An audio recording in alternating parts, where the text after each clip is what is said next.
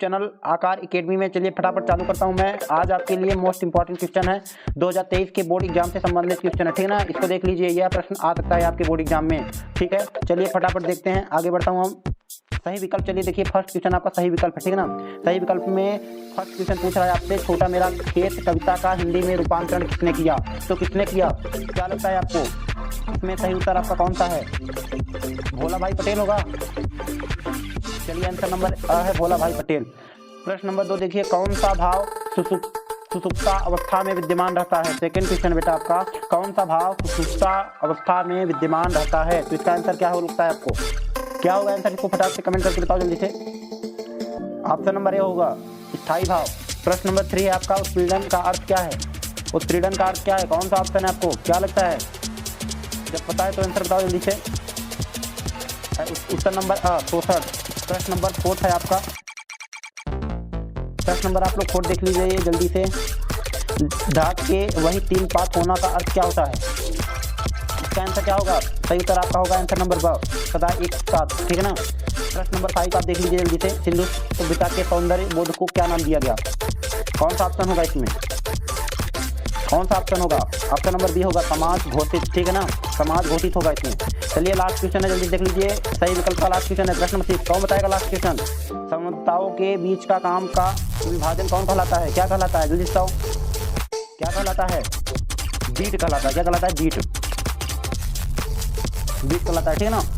चलिए रिक्त स्थान देखते हैं, फटाफट देख लो। रिक्त स्थान, रिक्त स्थान की पूर्ति हमको करना, ठीक है ना। रिक्त स्थान की पूर्ति, तो रिक्त स्थान पूर्ति मैं पूछ रहा हूँ आपसे, आपको यह बताना पड़ेगा। बताइए जल्दी से कि फर्स्ट क्वेश्चन का आंसर मुझे बताइए। आप लोग कमेंट करके बताइएगा। फर्स्ट क्वेश्चन मैं नहीं बताऊंगा, सेकंड क्वेश्चन बताऊंगा, ठीक ना। चलिए देखता हूँ सेकंड क्वेश्चन। ऋतुकाल का एक अन्य नाम डॉट डॉट है, क्या है? सही उत्तर आपका श्रृंगार काल, ठीक है ना। प्रश्न नंबर 3 है, जो गुण काव्य में जोश और ओज उत्पन्न करता है वह डॉट डॉट गुण कहलाता है। कौन सा कहलाता है बच्चों? प्रसाद कहलाता है कि ओज कहलाता है? तो सही उत्तर होगा आपका ओज, ठीक है ना, ये ओज होगा आपका। प्रश्न नंबर 4 देखते हैं हम लोग। पहलवान की ढोलक पाठ की विधा डॉट डॉट है, क्या होगा? कहानी लिखेंगे आप कि व्यंग की नाटक? कौन सा आपको आंसर सही लगता है मुझे बताइए, कमेंट करिए फटाक से।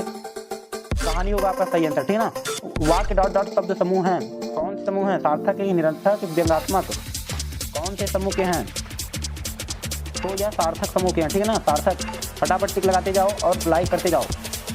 6 क्वेश्चन आपका, सौदल गेकर डॉट डॉट भाषा के शिक्षक थे। कौन से भाषा के ये शिक्षक थे, क्या लगता है आपको? कौन से भाषा के ये शिक्षक थे? मराठी भाषा के शिक्षक थे, ठीक है ना। प्रश्न नंबर 7 है बच्चों, एक सफल साक्षात्कारकर्ता में डॉट डॉट होना चाहिए, क्या होना चाहिए? पर्याप्त ज्ञान होना चाहिए कि सुंदरता होनी चाहिए, अपर्याप्त ज्ञान होना चाहिए? आपके हिसाब से क्या होना चाहिए? पर्याप्त ज्ञान होना चाहिए, ठीक है ना। पर्याप्त ज्ञान रहेगा तभी आप एक सफल साक्षात्कारकर्ता बनोगे। चलिए फटाफट प्रश्न नंबर 3 देखते हैं, सही जोड़ी। फर्स्ट क्वेश्चन आपका रुबाइया, रुबाइया का आंसर कौन बताएगा? कौन बताएगा रुबाइया का आंसर? फिराक गोरखपुरी, ठीक है ना। फर्स्ट का आंसर ये क्या है? फिराक गोरखपुरी। लिख लो फटाफट। खंड काव्य, खंड काव्य क्या होगा जल्दी बताओ। खंड काव्य का ये घ नंबर होगा आपका, दूसरा पंचवटी होगा, ठीक ना। ये जो खंड काव्य का है इसका दूसरा नंबर पंचवटी होगा। तीसरे का क्या होगा मैं पूछ रहा हूँ। मेरी कल्पना का आदर्श समाज, मेरी कल्पना आदर्श समाज क्या होगा? का नंबर, अरे अंबेडकर साहब को नहीं जानते? नहीं जानते तो जान लो। चलिए 4th क्वेश्चन जल्दी देखो। रचना के आधार पर वाक्य के कितने प्रकार होते हैं? रचना के आधार पर जो ये वाक्य हैं कितने प्रकार के होते हैं?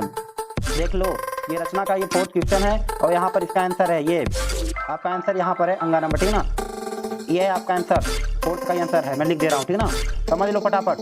प्रश्न नंबर 5 पूछ रहा है, अतीत में दबे पाँव, अतीत में दबे पाँव क्या होगा इसका आंसर? ये आपका जो 6 नंबर है ओम घानवी, ठीक है ना। और लास्ट क्वेश्चन है बच्चों, संचार माध्यम रेडियो का आंसर क्या होगा? कौन बताएगा? फटाफट कमेंट करो मुझे, जिससे बने कमेंट कर दिया करो, मैं भी जानूँ आपको कुछ जानकारी है। ये ग नंबर होगा 6, ठीक है ना। 1 महीने बचा है आपका पेपर के लिए, मैं बोल रहा हूँ जल्दी सब्सक्राइब कर लो और फटाफट इस वीडियो को देखते रहो। 1 महीने बाद आपसे कोई नहीं कहेगा कि आप वीडियो देखो। प्रश्न नंबर 4 देखिए फटाफट। निम्नलिखित प्रश्नों के उत्तर एक वाक्य में उत्तर देना, एक शब्द में, ठीक है ना, एक शब्द में उत्तर देना। बच्चे निडरता के साथ किसके सामने आते हैं? जल्दी से बोलो। बच्चे निडरता के साथ किसके सामने आते हैं? इसका उत्तर मैं लास्ट में दूंगा, ठीक है ना। चलो पहले प्रश्न नंबर 6 देख लेते हैं। इसका अगर आप लोग आंसर पता हो फटाफट कमेंट करके बताओ मुझे। पहले प्रश्न नंबर 5 देखो आप। चलिए प्रश्न नंबर मेरा 5 कौन सा है? राम की शक्ति पूजा कविता के रचनाकार निराला हैं। आप लोग कविता तो पढ़े हो, कब तक इसका आंसर दे सकते हो? कौन सा है? इसका सत्य होगा क्या? सत्य होगा, इसका सत्य होगा, ठीक ना। मैं सही का टिक लगा दे रहा हूँ, आप लोग समझ लीजिए। दूसरा क्वेश्चन आप फटाफट देखो। दूसरा क्वेश्चन देखिए, चंपू काव्य के अंतर्गत नाटक एवं प्रहसन आते हैं। इसका क्या होगा? सत्य होगा क्या सत्य? फटाफट बताओ, सत्य होगा क्या सत्य? असत्य होगा, ठीक है ना। प्रश्न नंबर 3 फटाफट से आप देखो, जल्दी जल्दी देखो। सीरीज के वृक्ष कांटेदार होते हैं। सीरीज के वृक्ष कांटेदार होते हैं कि नहीं? सत्य है ये बात कि नहीं? जल्दी से मुझे बताओ। ये सत्य है, ठीक है ना। ये असत्य नहीं है जो सोच रहे हो आप, ये सत्य है, ये सत्य है। प्रश्न नंबर आप 4 देखो जल्दी से। प्रश्न नंबर आप 4 देखिए।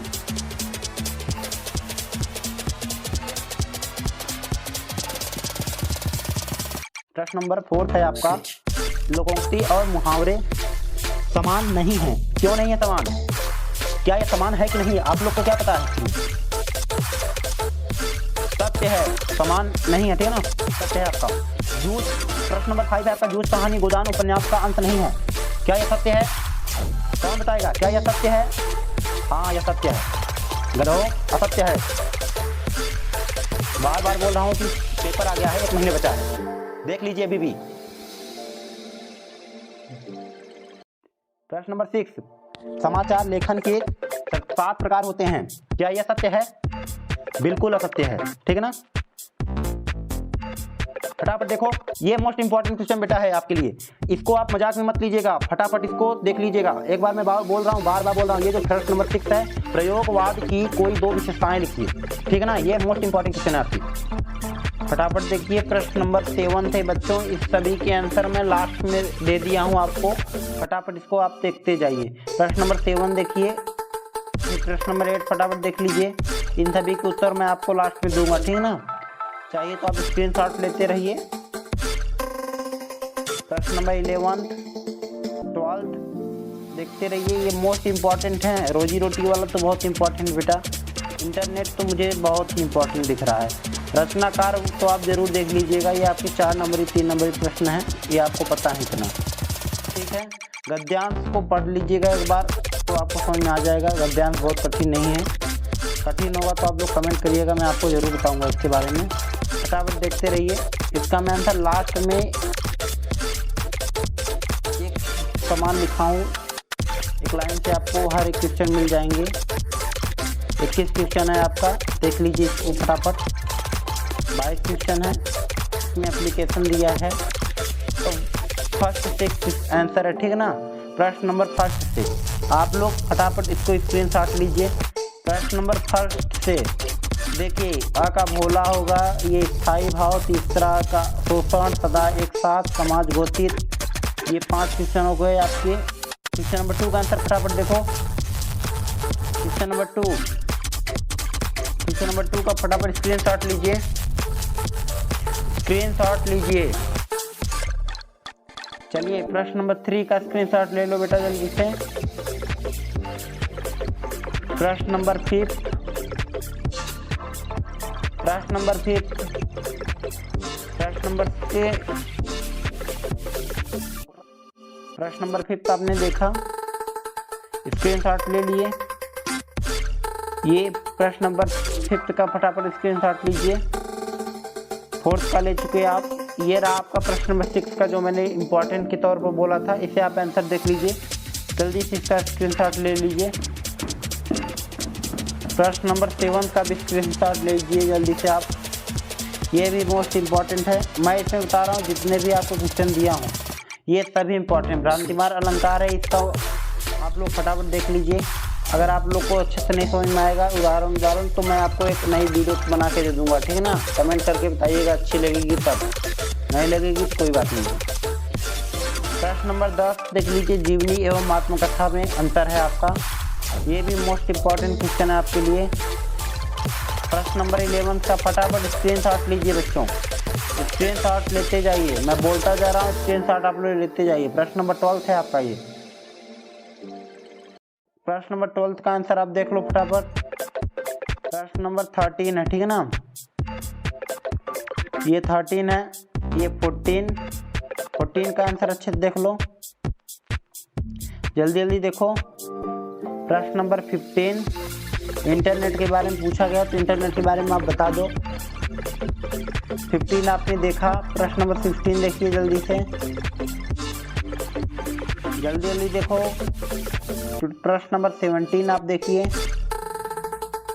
17 देखिए, 17 को भी आपने देख लिया, स्क्रीनशॉट ले लीजिए जल्दी जल्दी। प्रश्न नंबर आपने देखा, ये सभी आपने क्वेश्चन देख लिया। प्रश्न नंबर आपको 16 मैंने दिखा दिया, 17 भी आप देख चुके हैं। 16 अच्छे देख लीजिए।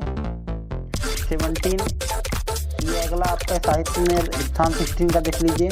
17 देख लीजिए, रचनाएं पूछा गया है, जल्दी जल्दी देख लो बेटा। साहित्य में स्थान इनका देख लो, इन सभी के प्रश्न उत्तर आप देख लो। ये 18 का है, ठीक है ना। आराम आराम से स्क्रीनशॉट ले लो, मैं धीरे धीरे कर रहा हूँ, ठीक है ना। प्रश्न नंबर 19, प्रश्न नंबर आपका आ गया 20, संदर्भ प्रसंग व्याख्या पूछ रहा है, फटाफट इसका आंसर दो आप। संदर्भ में क्या लिखा है, इसमें रचयिता का नाम जरूर आप लोग लिखिएगा, बिना रचयिता के काम नहीं होगा आपका, 0 नंबर हो जाएगा आपका, ठीक है ना। व्याख्या जरूर लिखिए। चलिए प्रश्न नंबर 21 देखते हैं, जल्दी से स्क्रीनशॉट लीजिए आप लोग। क्वेश्चन नंबर 8 का जो छूटा हुआ था इसको देख लो। क्वेश्चन नंबर 8 आप लोग अच्छे स्क्रीनशॉट लेते रहिए, देखिए मैं फिर दिखा रहा हूँ, स्क्रीनशॉट लीजिए जल्दी से, जल्दी से ले लीजिए। अब आपका ये जो क्वेश्चन नंबर 20 है, 22 है, देख लीजिए जल्दी से। प्रेमित्र सुमित जी क्या बोल रहे हैं, इसको फटाफट आप लोग स्क्रीनशॉट ले लीजिए। इसी प्रकार प्रश्न आएंगे, मैं बार बार बोल रहा हूँ। प्रदूषण, इसको भी आप लोग स्क्रीनशॉट लीजिए जल्दी से, जल्दी जल्दी लीजिए।